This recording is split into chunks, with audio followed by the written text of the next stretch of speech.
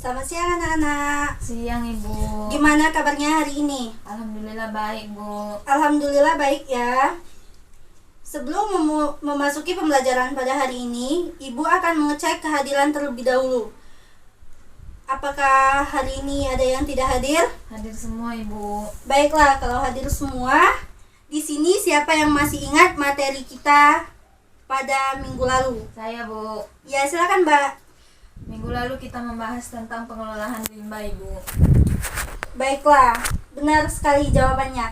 Dan hari ini kita akan masuk kepada materi baru, yaitu alat jahit. Di sini ada pengertian alat jahit.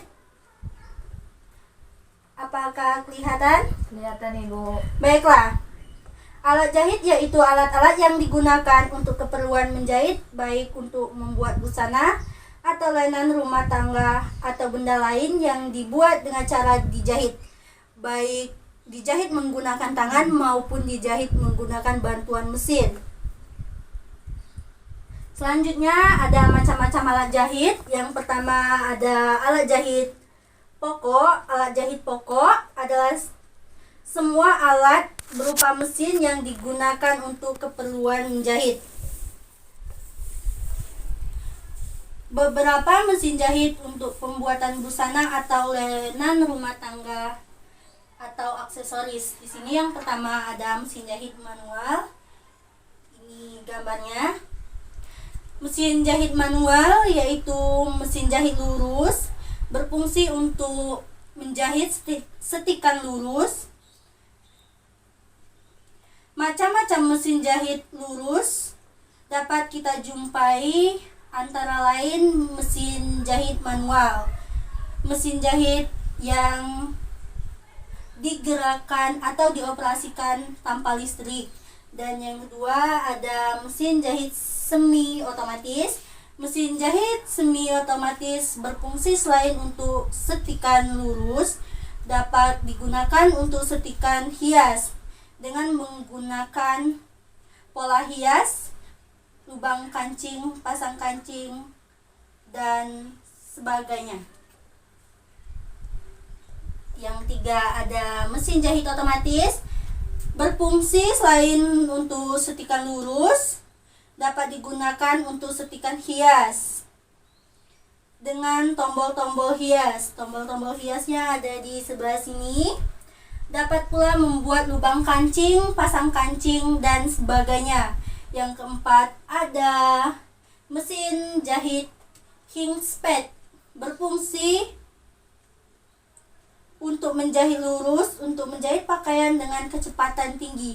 Biasanya kalau di industri yang digunakan adalah mesin jahit Kingspad. Yang kelima ada mesin jahit khusus. Mesin jahit khusus itu seperti mesin eci, mesin klim, mesin pasang kancing, dan mesin lubang kancing.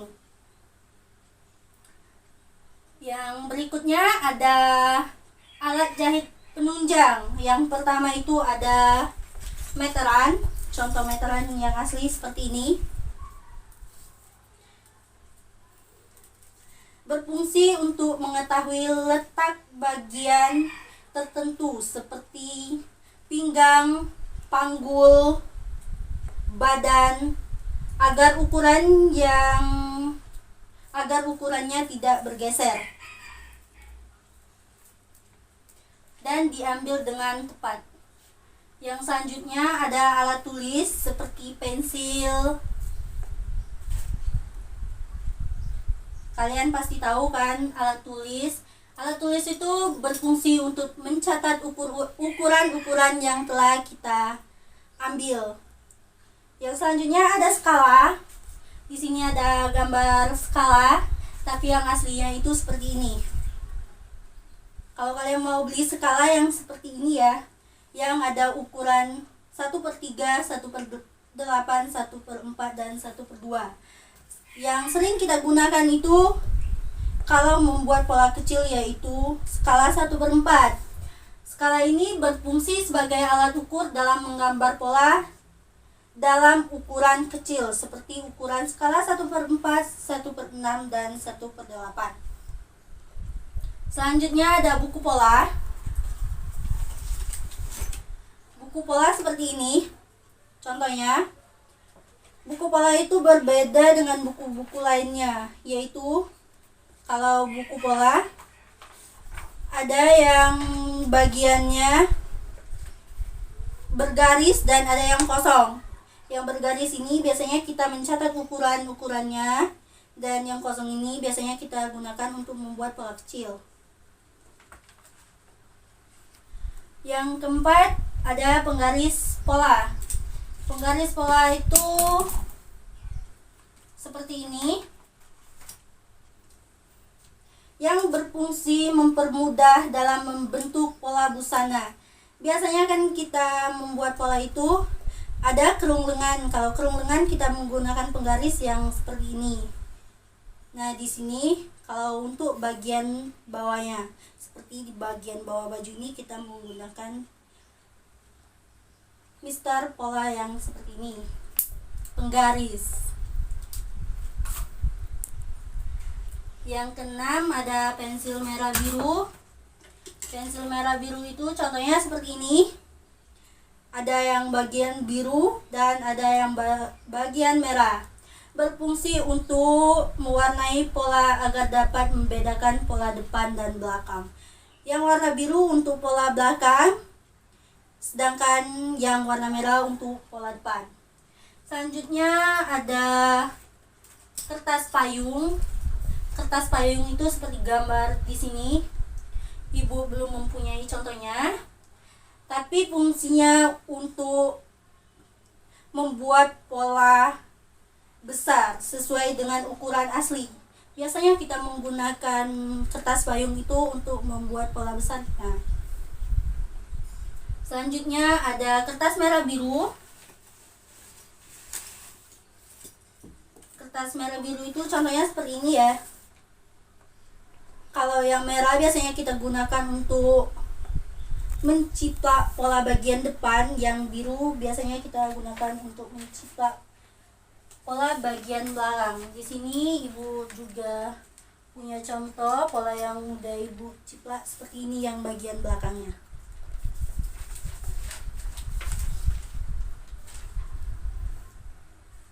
Selanjutnya ada alat-alat memindahkan tanda pola, yaitu kapur atau pensil jahit. Di sini ibu belum mempunyai contohnya, tapi di sini ibu udah mengasih gambar contohnya seperti ini. Kapur atau pensil jahit digunakan untuk memberi tanda pada bahan tekstil. Kapur jahit mudah dihilangkan. Kalau kapur jahit itu mudah dihilangkan. Misalnya kita cuci itu udah hilang ya. Yang kedua ada radar. Contoh radar itu seperti ini.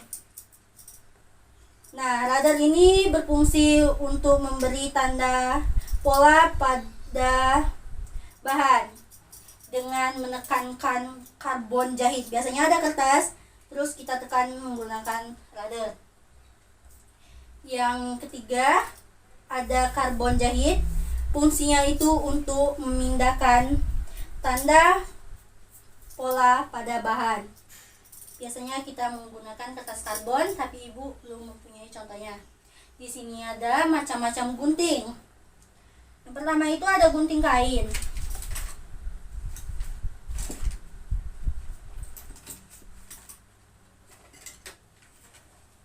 Contoh gunting kain itu seperti ini. Berbeda dengan gunting biasanya. Berfungsi untuk menggunting kain atau tekstil. Ini tidak diperbolehkan digunakan pada kertas. Kalau digunakan pada kertas bisa menyebabkan gunting kain ini cepat tumpul. Sebaiknya digunakan untuk kain saja. Yang kedua ada gunting benang. Gunting benang itu juga berbeda dengan gunting-gunting lainnya. Contohnya seperti ini. Berbeda kan dengan gunting kain tadi. Kalau gunting benang ini digunakan untuk menggunting benang. Biasanya kita menjahit itu susah untuk menggunting benang. Jangan menggunakan gunting kain, nanti bahannya kegunting. Biar aman kita menggunakan gunting benang. Yang selanjutnya ada gunting zigzag, tapi ibu belum mempunyai contohnya. Digunakan untuk membuat setikan zigzag dan setikan hias lainnya. Yang selanjutnya yaitu ada gunting kertas. Gunting kertas itu seperti ini, digunakan untuk menggunting kertas. Dapat menggunakan gunting bahan yang sudah tumpul. Biasanya kita menggunakan gunting kertas untuk memotong kertas, atau gunting kain yang sudah tumpul tidak apa-apa. Selanjutnya ada alat-alat jahit. Di sini yang pertama ada sepul. Contoh sepul itu seperti ini. Di sini sepul ada pasangannya, yaitu skoci. Kalau sepul ini kan untuk benang bawah, tapi dia mempunyai pasangan yang namanya itu skoci seperti ini. Ini digunakan untuk benang bawah. Biasanya dipasangkan di sini, lalu sini keluar benang bawahnya. Yang selanjutnya ada sepatu mesin biasa. Sepatu mesin biasa itu seperti ini, digunakan untuk menjahit setikan lurus. Biasanya kita menjahit menggunakan sepatu mesin yang seperti ini, yaitu sepatu mesin biasa. Selanjutnya ada sepatu resleting, yaitu sepatu sebelah. Contohnya itu seperti ini. Biasanya kita menjahit resleting biasa menggunakan sepatu sebelah biar mudah. Yang ketiga yaitu sepatu resleting Jepang. Yang ini paling berbeda dengan sepatu-sepatu lainnya, yaitu dia memiliki lubang untuk tempat jarum. Ini sepatu resleting biasa dan ini sepatu Jepang. Yang selanjutnya ada sepatu zigzag. Sepatu zigzag itu hampir sama dengan sepatu biasa, digunakan untuk membuat setikan zigzag dan setikan hias lainnya. Biasanya kalau sepatu zigzag itu digunakan untuk membuat setikan hias. Selanjutnya ada jarum tangan. Kalian semua pasti tahu gimana bentuk jarum tangan. Jarum tangan itu seperti ini, ada yang kecil, ada yang besar. Dipakai untuk menjelujur. Biasanya kalau anak busana itu setelah memotong kain, kita beri tanda, terus kita jelujur biar kainnya tidak bergerak saat kita mau jahit. Yaitu ada jarum pentul, yaitu jarum pentul kalian pasti tahu bentuknya kayak gini, dan di sini ada bantalnya juga. Bantalnya ini berfungsi untuk menaruh jarum-jarumnya supaya terlihat rapi. Selanjutnya ada jarum mesin. Jarum mesin sama jarum tangan itu berbeda. Jarum mesin seperti ini, sedangkan jarum tangan itu seperti ini. Kelihatan kan bedanya? Di sini ada bidai atau topi jari, tapi ibu belum punya contohnya.